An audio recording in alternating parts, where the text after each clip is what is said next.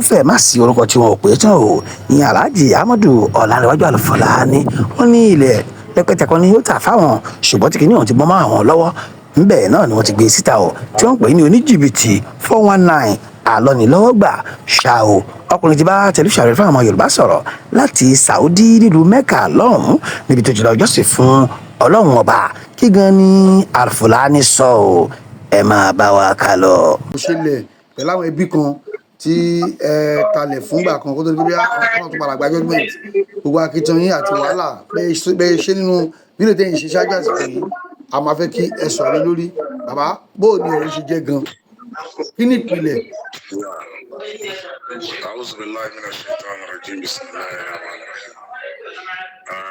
ilẹ̀ mímọ́ ni mo wà yìí ó yẹ kí n máa sọ gbogbo àwọn ọ̀gá ẹ̀ torí pé iṣẹ́ hajj ni wọ́n ṣe.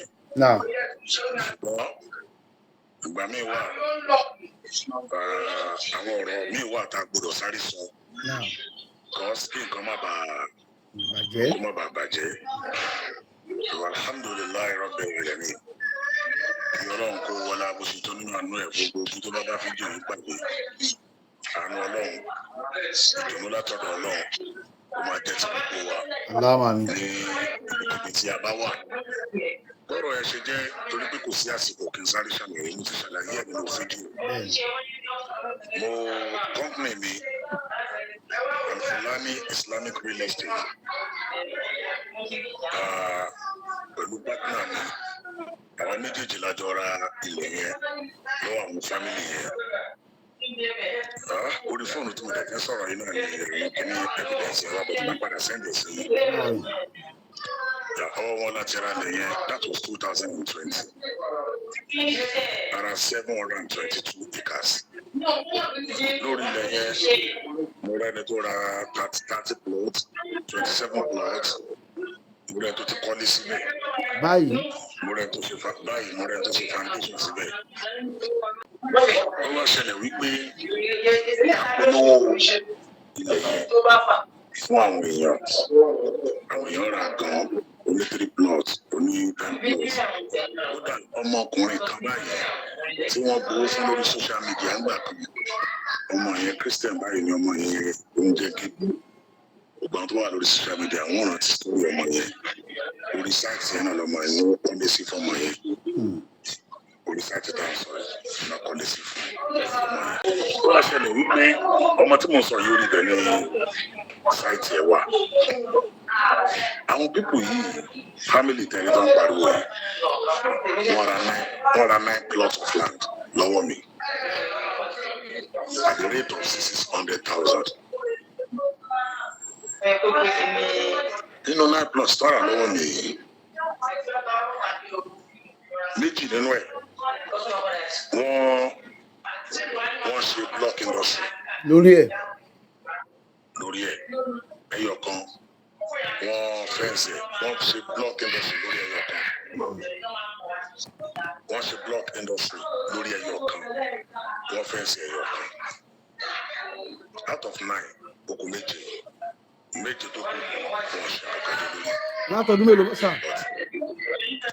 láti 2021. Ṣé ẹ mọ̀ pé judgement làwọn afẹ́ ra lẹ̀? Ẹ mo sì sọ̀rọ̀ síwájú. Àwọn ẹbí méjì ni wọ́n nílẹ̀ yẹn. Ṣé ẹ dàgbà gbogbo ẹ tó bá mọ ọ̀rọ̀ iṣẹ́ ilẹ̀ tí judgement bá wà lọ́wọ́ rẹ̀ ọkàn rẹ̀ á balẹ̀ wípé ò ní problem. Torí pé àwọn tó bá fẹ́ tà fún yín láwọn family ní tó máa sọ fún yín ni pé àwọn ti gba judgement o kò sí wàhálà àwọn ẹbí tó kó dẹ̀ lè dìde mọ́ àwọn ti gba judgement lé wọn lórí kò sí ẹni tí wọ́n sọ bẹ́ẹ̀ fún mi tí mò ń sọ yìí kò lè yé ẹnì kankan ju ẹni tí ó bá jẹ́ ẹni tó ṣe business ilẹ̀ lọ. Gọ́sọ̀ gòdà dẹ̀ ń tà I'm fine kò sí nǹkan kan. Àwọn pípọ̀ yìí náà èyí tó ń gbé kíní industry block industry lórí wọ́n ṣiṣẹ́ wọn lọ wẹ́rẹ́wẹ́rẹ́. Ìgbà míì wà gan tí mo bá lọ tún polówó lórí ilẹ̀ yẹn mo lè rí àwọn fídíòs ẹ̀ tí màá gbé kámẹ́rà sórí kí ni wọ́n pé Ọlájùwọ̀n blocks rí o ìwọ́n tó bá ti fẹ́ wá ṣiṣẹ́ rẹ o ibi tí wàá ti máa ra blocks rẹ ìtàlá táwọn náà bá wọ sí sì gbówó polówó lọ́wọ́ wọn. nítorí òkú lọ wọn rárá àwọn náà tó fi polówó sáìtì náà. nígbà tó yá àwọn fámìlì kejì táwọn náà ṣe dìde nìyẹn lọ́wọ́ kankan àwọn náà gbé ẹjọ́ yẹn lọ magistrate court làwọn ti gba judgement láwọn àti wọn bẹ àwọn gbẹ́jọ́ lọ sí high court gbẹ́jọ́ lọ sí high court àwọn náà bá gbé judgement lórí sẹ́mùlẹ̀ ilẹ̀ ti bọ́kù lọ́dọ̀ àwọn fámìlì tí kẹ́yìn ti rà á. nítorí tí múlẹ̀ bọ́kù lọ́dọ̀ àwọn fámìlì tí a ti rà yẹn àwa náà fúnra wa ní sí ìmọ̀ fún pé kí ni way out.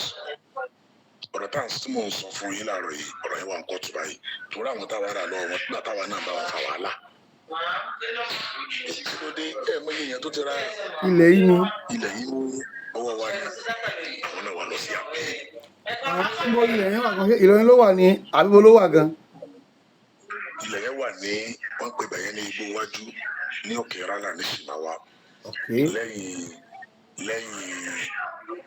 Nítorí auditorium Ogun State tàbá ti dé lótò bus stop tàbá ti ká tó dé mòwe. ìyá wọnú lọ ìyá kọjá gbogbo àwọn ìdíhùn. exactly ibẹ̀ ní ilẹ̀ yẹn wà. God so good alhamdulillah nígbà tí ó dẹ̀ ti rí báyẹn a bá lọ bá àwọn mọ̀lẹ́bí yẹn kí lè fẹ́ ṣe fún wa báyìí àwọn náà bá gbé ẹjọ́ òdì àpíl salamu alaikum wọn náà gbé ẹjọ́ òdì àpíl ẹjọ́ yẹn wà lápíl bí ṣe ń sọ̀rọ̀ lọ́wọ́lọ́wọ́ yìí ṣẹlẹ̀ mọ̀ pé ẹjọ́ tó bá wà ní ọ̀rọ̀ tó bá ti délé ẹjọ́ ìwọ̀n lè sọ̀rọ̀ lórí ẹ̀ mọ́. ṣe ti understand làwọn mọ̀lẹ́bí yìí tí wọ́n rà lọ́wọ́ mi yìí àwọn kọ́tẹ̀ ní kọ́kọ́ wá bá mi àwọn ní kọ́kọ́ wá bá mi pé àwọn fẹ́ ṣiṣẹ́ lórí sáìtì wọn wọ́n ń disturb àwọn disturb yìí bíi ti báwo ok ní ìwà nígbà táwa ti gbọ́ pọ́n ti gba judgement àwa ti bẹ̀rẹ̀ sí ní rìn káàkiri àwọn òwò ni wọ́n gbélé yẹn fún torí táwọn pẹ̀lẹ́bí mi bá gba judgement wọ́n á gbélé fáwọn kan tí ó máa bá wọn mójútó ni lábá gẹ́ẹ̀tì àwọn tó wà ní díẹ̀ láwọn tí wọ́n nílé lọ́nfààní àti ìlú dárúkọ ìbálòpọ̀ àwọn ọba ní Alhaji Al-Fulani àwọn ọmọ pẹ̀lú ilé ìtàbẹ̀ tó signboard yìí ló wà bẹ́ẹ̀ tó lẹ̀ ṣùgbọ́n judgement ti wà lọ́wọ́ àwọn ọ̀rẹ́ yìí o but gbogbo àwọn kọ́sítọ́mù ní pátápátá bẹ́ẹ̀ kalẹ̀ fún ìrànlọ́wọ́ tá a máa ṣe fún ẹni ẹ máa mú wọn wá pé ẹ máa mú wọn wá ká máa san ratification tó bá ti san ratification yẹn ká máa ṣiṣẹ́ wọn lọ ẹnìkan kò ní disturb wọn. even àwọn tó ti kọ́lé síbẹ̀ tó ti ń gbé bẹ̀ àwọn tó ti kọ́lé síbẹ̀ tó ń gbé bẹ̀ wọ́n dá wọn láàmú náà. ṣáwọn yẹn náà ṣé wọ́n san ratification àbí wọ́n san. wọ́n san. owó lẹ àtúrà ní ẹni àbí owó díẹ̀ kan lákàn sọ́fà tó ń gbàgbé mọ́. nọ́mà ṣe mọ̀ gbogbo ẹ tó bá mọ̀ nípa ọ̀sẹ̀ rẹ̀ tó bá ti gbọ́ pé ratification wà mọ̀ pé ẹ máa sanwó ṣáá ni bọ̀ tó wá depend bẹ́ẹ̀ bá ṣe agree sí. negotiation yín ìdúnàdúrà. ratification bò mí gan ẹ máa ń ju owó lẹ̀ téèyàn rà lọ́gàn. torí pé tá a bá wo 2020 sásìkò yìí sí 2025 ṣe understand. bẹ́ẹ̀ni value ẹ̀ ti kó ti dá sí. wọ́n ní kàn lọ san 1.5 million wọ́n bẹ tún lẹ́ra nìyẹn. bẹ́ẹ̀ni. mo wá sọ fún wọn pé ẹ dákun ètò ẹ bá lè ṣàánú àwọn gbogbo èèyàn mi ti máa mú wá ẹ ṣàánú wọn. ẹnìkan wà tó ní 3 plots ilẹ̀ ó ti fẹ́ǹsì ẹni yẹn san 800,000 ratification. nígbà tẹ́ni yẹn rí wípé nǹkan kalẹ̀ ń bẹ̀ yẹn nísìn tóun bá sọ 800,000 mọ́ 600,000 tóun ra lẹ̀ gan kò tí ì tó iye tó ń ta lásìkò yìí. nǹkan kalẹ̀ ń bẹ̀ yẹn sí. ok bàbá wọn sọ̀rọ̀ wọn làwọn kan sọ fún 500 ó ṣàbẹ̀ wọn títí wọn ní kan sọ 300. bá wa ṣe méjì pẹ̀lú àwọn ẹbí ilẹ̀ mẹ́sàn-án ilẹ̀ yín bọ̀t méje wà ní wọ́n gbà ó èyí tẹ̀ ń ṣe búlọ́ọ̀kù lé lórí wọn gbà ó èyí tẹ́ fẹ́ǹsì wọn àgbà o méje tẹ́ẹ̀sì kankan lé lórí òun ni wọ́n gbà o níta máa ṣe ẹja san ratification fún wọn wọn làwọn ò lè san ibi nọ́mbà 1 jẹ́rìí ilẹ̀ yín méje tọ́gbà yẹn wọ́n ti gbé fẹ́lòmíì ẹlòmíì ti ṣiṣẹ́ lé lórí wọ́n á wá bòmíì fún wa lórí sáìtì yẹn náà ni tó láwọn náà yìí láṣẹ ẹ̀bẹ̀ lọ́wọ́ àṣẹ tí kò lọ́wọ́ àwa àwa ti lose ọlọ́mọdé ká lose ẹ̀rọ àwa ti lose báyẹn. aláàmàmì. ẹ̀rọ àwa ti lose yẹn. ok ẹ jẹ́ kó fún wa níbòmí wọ́n ní ẹran representative yìí wá kó wá wo bòmí àwọn pípù yẹn wọ́n ní ALFULAANI àwọn onídà yín láàmú ẹ jẹ́ ká lọ wo bòmí tó bá wo bòmí tán káwa tí ń ṣe wá sọ̀rọ̀ lórí iye tí wọ́n san fún ratification kò lè ṣàlàyé bẹ́ẹ̀ fún wọn tó báyìí ni mo bá bọ̀ pẹ̀lú mítìnì àwọn tá a lọ bá wò báyìí ni wọ́n sọ o kí ẹ tó tiẹ̀ tó sọ pé ẹ nífẹ̀ẹ́ bẹ̀ náà ẹ kọ́kọ́ rán yẹn wá lọ́la ó wá wù ú èmi náà wà ní sáìtì wá wò èmi náà dẹ̀ wà ní sáìtì yẹn wọ́n rán yẹn wá nígbà ẹni tó máa rán wá táìmù tá a dá àti dá aago 8 àárọ̀ ní ká pàdé àwa ti dé sáìtì first 8 adúró dúró níbo lẹ dé tó dà dé ti sọ pé tá a bá ti kúrò ní ibẹ̀ yẹn tó bá ti mú bẹ̀rẹ̀ tó bá ti láìkẹ́ ẹni tó ara wa àtàwọn àti àgbẹ̀ sínú mọ́tò á lọ bá wọn nípa ìṣe mítìnì pé a ti láìkì bẹ̀ o yóò sojú ẹni yẹn náà pé iye báyìí lọ ẹ gbà fún ratification that is our agreement mo dẹ̀ ń pè wọ́n time to time ẹni tẹ́ ẹran wà ò tí ì dé ẹni tẹ́ ẹran wà ò tí ì dé we left the site exactly 12 o'clock láti 8. ok àwa kò ní sáìtì tán a lè lọlé mọ́ ní gbogbo tá à ń sọ inú Ramadan tó lọ yìí ni o. ọ̀rọ̀ bí oṣù méjì sẹ́yìn nù.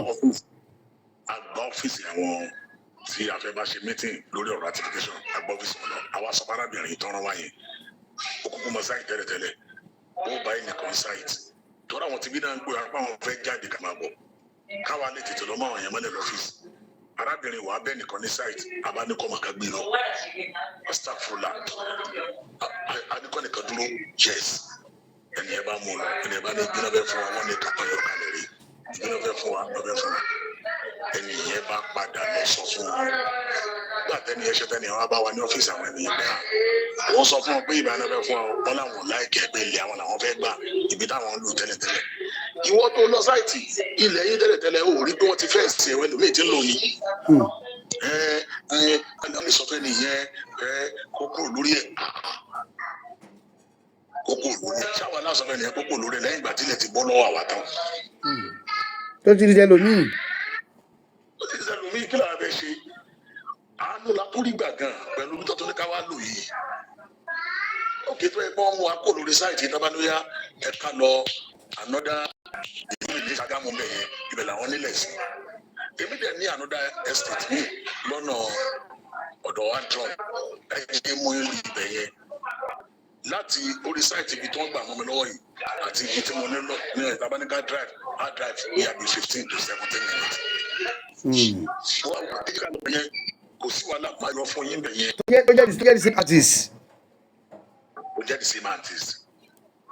wọ́n láwọn àwọn ò lè lọ àwọn ò fẹ́ bẹ̀ yẹn. orúkọ má bàjẹ́ mo á bẹ̀rẹ̀ sí ní password wọn. ok tó bá ti wá rí báyìí ẹlẹ́ẹ̀lẹ́ sí ratification ilẹ̀ yín náà ti lò yín ẹ̀ka dáwọ́ rẹ̀ gbà fún yín. but méjì tí níyẹn wọn gbà yẹn o ìyẹn wà ń bẹ̀ o ẹ jẹ́ ń dáwọ́ méjì gbà fún yín. ẹ jọ 600,000 naira méje ó jẹ́ 4,200,000. 4.2 million. yes. ẹ̀jẹ̀ ìdàpọ̀ bàbá ní rárá o àwọn ò gbà o ọ̀dẹ̀ ọ̀hún láéláé ṣé táwọn tiẹ̀ fẹ́ gbà ní pé kí n fáwọn ní 50 million. wà lọ ìtàláyé abúláyé 50 million ẹ má kó ọwọ́ mi lọ́wọ́ kí n fún 50 million get close. ṣé ẹ bá yí ẹ̀dá tí kìíní yẹn gbẹ lọ́rùn mi ṣé iṣẹ́ tó yanjú ni. ẹ ṣe pé mo ta lẹ́yìn fi èèyàn méjì kọ́ ni mo ta. bóyá èèyàn jẹ́ fọwọ́ nàìjíríà ká pé àlẹ́ fi èèyàn méjì gba owó lọ́wọ́ yín.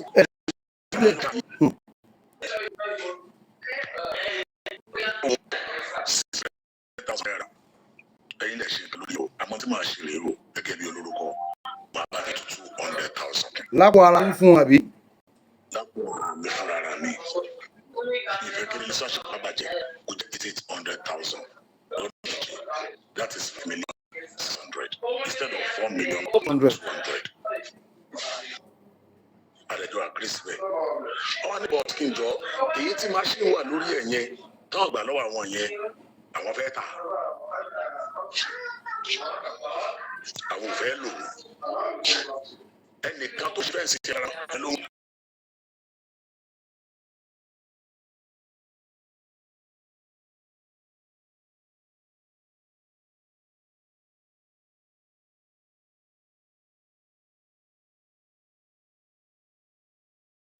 ìyẹn ló ń gba owó òun o kódà tó ń ṣe fẹ́ǹsì tó yìí wá ń bẹ̀ kan filẹ̀ ń lẹ̀ ń bẹ̀. wọ́n á ló ń tó. orí wọn gbà.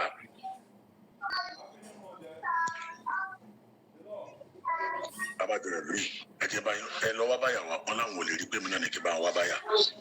another customer mi tó ní ìdílé ní London mo bá pè é àwọn kan fẹ́ ta block industry o machine wa ń bẹ ò bá èmi àtẹni ẹ má jọ agree pé wàrà ìyẹn ló wọn sọ fún òun wá wọn rán sọfíọ ẹ wá wọn rán lọ́ọ̀yà ẹ wá á agree lórí 3 million naira mo dẹ̀ fún wọn lábọ̀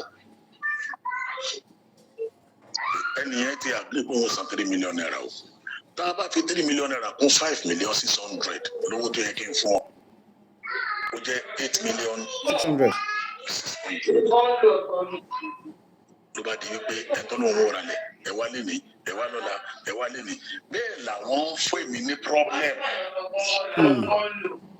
wọ́n ní di owó àwọn ìdí kankan ẹni yìí ẹ̀rìn yìí ò tí ì sanwó lẹ̀ ó ti gbogbo tó ní ká provide lórí ilẹ̀ láti provide ẹ̀ fún un.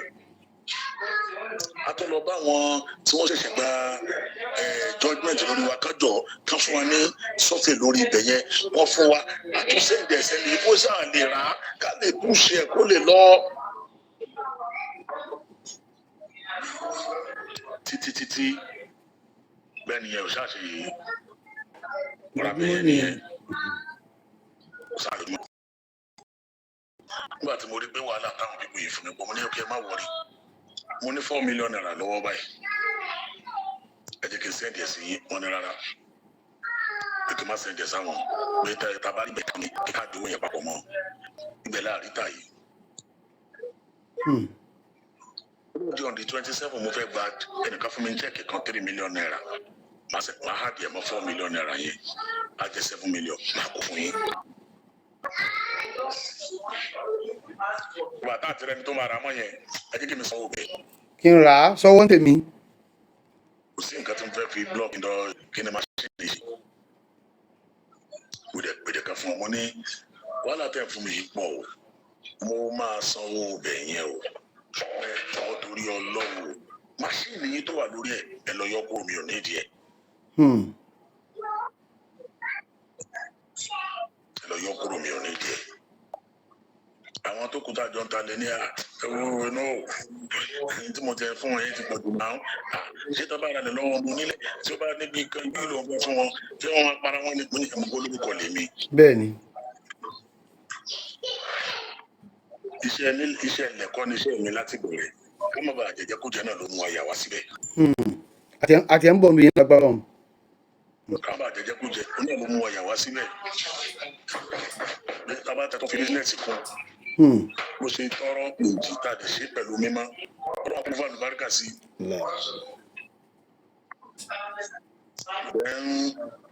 mo dẹ̀ try lọ́dọ̀ rẹ̀ ṣe sẹ́yìn tí wọ́n ti gba ṣẹ́ẹ̀kì yẹn tó bá ti clear máa ha dé 4 million máa sẹ́ndì ẹ̀ sí 28 ni mo ń lọ Mecca wọ́n ṣe pè mí nìyẹn pé Mecca yẹn mi ò lè lọ́ọ́ tètè mọ́ o 26 ní padà pín mi sí gúrúùpù ló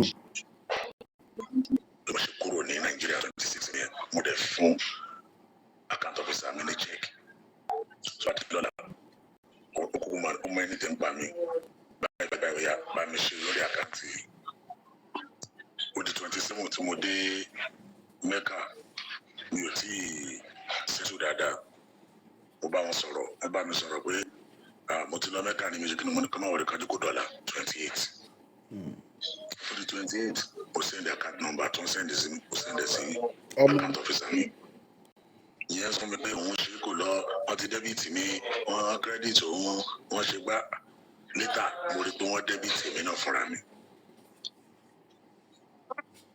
but wọ́n dẹ́bìtì mi ni wọ́n credit àwọn lọ́hùn ìyẹn ní network bí 24 hours ó yá àwọn náà bá tún ní fake alert ni àwọn pípọ̀ yìí bá tún pariwo fake alert ni ẹ ṣe sùúrù 28 ẹjọ́ di 20 ẹ ṣe sùúrù kí 29 fi gbé nígbà tó di on the 29 mo láti pe ẹnìkan jọ bá mi sẹ́ndì 7 million sórí àkáǹtì Jaiz Bank mi mo láti bẹ ẹnìyẹn mo máa ń tẹ́lẹ̀ yẹn fẹ́ fowó yẹn ṣe mo máa ń tẹ́lẹ̀ yẹn tó ti dé ọ̀rọ̀ ẹni yẹn tẹ́ oníkẹ́ni yẹn jọ kó sẹ́ndì ẹ̀ sí mi tí ó bá máa fi díjọ́ kejì àárò yẹn padà lórí àkáǹtì ẹ̀ alhamdulilayi kọ́lọ́mọ́jọ́ bàjẹ́ fún ẹrú náà aláàmánì ẹni ó dẹ̀ sẹ́ndì 7 million sórí àkáǹtì mi Jaiz Bank mo wá try láti máa ṣe owó yẹn from Jaiz Bank owó yẹn ò lọ bẹ́ẹ̀ ni mo ń sẹ́ndì ẹ kíní sí wọn mo ń ṣe lọ́wọ́ báyìí àbùkàn ọ̀rọ̀ ni bẹ́ẹ̀ wà mo fẹ́ ṣe 7 million naira lẹ́ẹ̀kan náà kò lọ jẹ́ kí n ṣe ní díẹ̀ mo bá ṣe 2 million naira sí wọn mo dẹ̀ send receipt sí wọn láàrin ìyẹn bá lọ excuse me láàrin 2 minutes another 2 million wọ́n bá ṣe sí wọn. ó jẹ́ 4 million. ó jẹ́ 4 million ìyẹn náà bá lọ mo fẹ́ ṣe 2 million naira mi lórí Jaiz Bank mi ó ní mo ti. exceed the nǹkan tẹ́lẹ̀ ṣe transaction. ní sùúrù di ọjọ́ kejì ní Saudi Arabia mi a dẹ̀ ti wà ní 11 o'clock alẹ́. okay. tí n jásí kókó bí 1 hour. lẹ́ẹ̀ma fi mí. lọ sí ọjọ́ kejì. tí màá lè sáré ṣe ìlú. lọ́rọ̀ báyìí tí màá wo orí fíìmù báyìí nìkan kan send fídíò yẹn sí mi ni. mo rí ọkọ̀ gbé 419 lé mi lórí ni. wọ́n lára bẹ̀rẹ̀ ojú abẹ́. òpàlùwà ALFULAANI ló àwọn jìbìtì ilẹ̀ ó lọ àwọn jìbìtì owó kíní kan. mo kàn rí fídíò yẹn mo kàn send fídíò yẹn sí wọn ni. ìnáwí. ẹni tí mo send receipt owó sí ní mo kàn send fídíò yẹn sí wọn ni. ó kàn dá mi lóhùn padà ní pé ó ti díẹ̀ gbogbo evidence yẹn bẹ lórí fóònù mi o tẹ bá ti send owó yẹn tó bá ti balance yẹn sí wọn máa remove kí yẹn kúrò lórí Facebook mo ní subhanallah dájúdájú àwọn èèyàn ti download ẹ lọ. intentionally lẹ mọ̀mọ́ sí táwọn èèyàn ti download kí wọ́n tún wá sọ fún wọn ẹgbẹ́ arábìnrin yìí o ẹ jẹ́ kó delete kìíní yìí o kẹ àwọn ti gbọ́ àwọn ti pinnu kan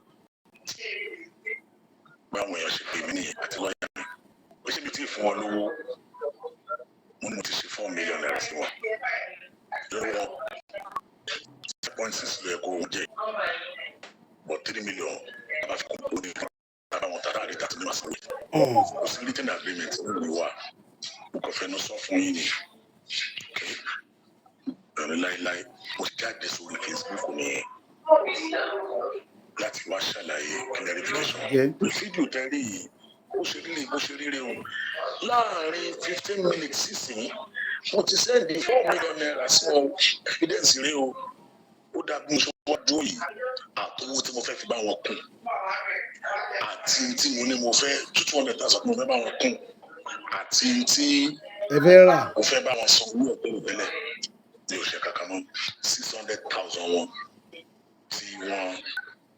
tí wọ́n rà nípìnlẹ̀ òun náà ni màá fún wọn ẹ ti fún wọn 4 million owó kó 200,000 ibi tó fẹ́ tà yẹn tó bá wù wọ́n kó tà tó bá wù wọ́n kó má tà kò kàn mí mọ́ kí ni tó ti mú yín bọ́ sórí social media yẹn ẹ lọ gbà lórí social media.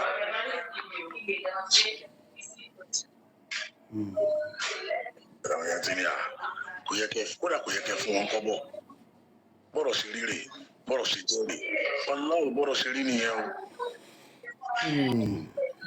látìgbà tí ẹ ti wá sọ fún wọn pé tó owó tó kù tí mo jẹ yín kò ju 200,000 lọ mọ́ kí wá ni wọ́n ti sọ kí ni wọ́n ti wí. ọ̀rọ̀ wa á jọ pàdé ilé ẹjọ́. àwọn làwọn fẹ́ lọ kóòtù báyà bí. èmi tó lọ wọn lọ èmi ló lọ. then owó ilẹ̀ tẹ́ wá sọ padà yìí 4 million tẹ́ sọ padà yìí ṣé ẹ̀yin lè máa padà lọ ṣe ratification láti lè fi rí owó padà ní àbó ti lọ bẹ́ẹ̀ náà nìyẹn. ṣe mọ̀ pé ọ̀rọ̀ tó wà ní ẹjọ́. bẹ́ẹ̀ ni. àwọn yẹn wà lábìlì wọn lè jẹ wọn dẹ̀ ní máa jẹ. sí ọgbọ́n nísìn nígbà táwọn ènìyàn ti fi mí ní opportunity èmi ni yóò lọ san ratification sí. ratification láti kílèmù ilẹ̀ ibi tó bá fún mi sí níbẹ̀. àwọn ṣàánú èmi tí mo pàṣẹ ilẹ̀ ẹ̀ wá tẹ̀ tó ń pàṣẹ ilẹ̀ fún bẹ́ẹ̀. Allahu Akbar. Allahu Akbar. Bàbá lára nǹkan tí àwọn èèyàn sọ lábẹ́ comment section. wọn ò tiẹ̀ rò ó pé ẹni yín Allahu Akbar. Bàbá lára nǹkan tí àwọn èèyàn sọ ní abẹ́ comment section àtàwọn mìíràn tó ń sọ tó ń fà káàkiri pé kí láàfà wá débi à ń talẹ̀ ká ṣe dáwà ká kéwú ká kọ́ ọmọ ní ẹ̀sìn ó ní àwọn kí wọ́n tún ṣe kí wọ́n wá débi ọ̀rọ̀ lẹ̀ ẹ ti mẹ́nu bà ṣùgbọ́n fẹ́ kẹ́ fẹ́ dáadáa eléyìí nǹkan sà. ìyẹn jẹ́ àfa òní kéèyàn má ṣiṣẹ́ anábìwá Muhammad sallallahu alaihi wasallam ṣe bá sọ̀rọ̀ anábì ọlọ́ọ̀ni anábì ń ṣiṣẹ́ náà anábì ń dẹran ó ṣiṣẹ́ kéèyàn jẹ́ àfa tí ò bá fẹ́ jẹjẹkújẹ ó láti fi bísínẹ́sì sí i àmọ́yé àfa tí ó ra ọ̀kadà rẹpẹtẹ kalẹ̀ tí ó dẹ̀ máa fi rẹ́ǹtì ẹni tí ó ra márùwá kalẹ̀ àmọ́yé àfa tí ó kọ́ lè ṣe búrẹ́dì kalẹ̀ ṣe rí ayé tí kọjá mo wá jókòó sójú kan o wọ́n ń bọ̀ wá ìdámi lóhùn kí n bọ̀ àdálejò lóhùn kò sọ́gbọ́n bó ṣe jókòó síbi kan tó máa wá dáwọn àlejò lóhùn tó máa lóhùn ṣe jálàbí tí ẹ̀ṣẹ̀ ò ní wà ń bẹ̀ kò sí tẹ́ṣẹ̀ ò má sí ń bẹ̀ o. Allahu Akbar. kọ́lọ́n lọ́jọ́ ìní kó máa kó ayọ̀ ni o.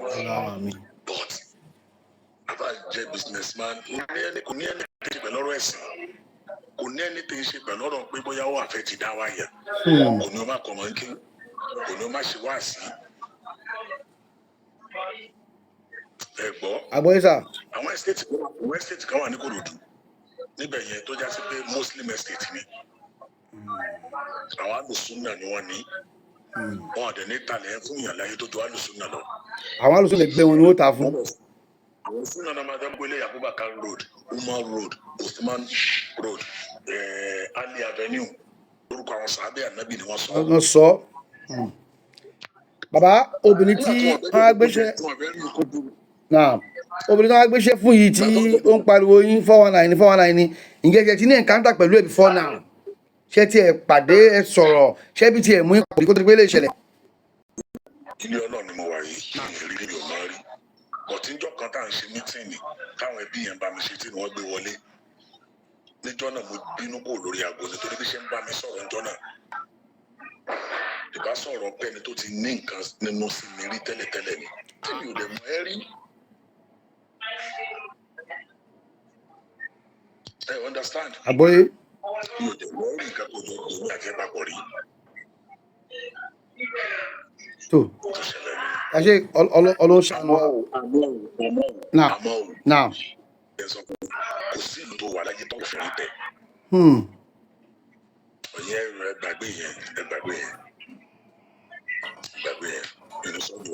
so ẹni tí wàá pè ní 419 tó gbé gbogbo ẹ tó ìbò sí lọ́tún ìbò sí lọ́sì kí lẹ́gbẹ́ pèsè ẹ̀kọ́ tiẹ̀ wà tí ẹ ti padà reach out àbí tí òun ti padà reach out sí pító abọ́pẹ́ ti san 4 million lo ẹ̀mọ́ bínú tó tiẹ̀ ti wáyé láàrin ẹ̀ méjì. wọn ò sì yọ fídíò àmọ́ ti yọ fídíò ṣọ́ọ́tì ọ̀tí sọ kalẹ̀.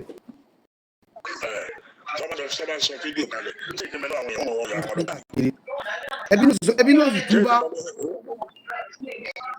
mo ní ẹbí náà ṣe sọ́ọ̀rì ẹbí náà ọmọ ò lè sọ pé sọ́ọ̀rì pé kí bínú. ẹ̀wọ̀n ẹ̀yà tó kó ètò ẹja fi gbogbo ẹ̀ lẹ̀.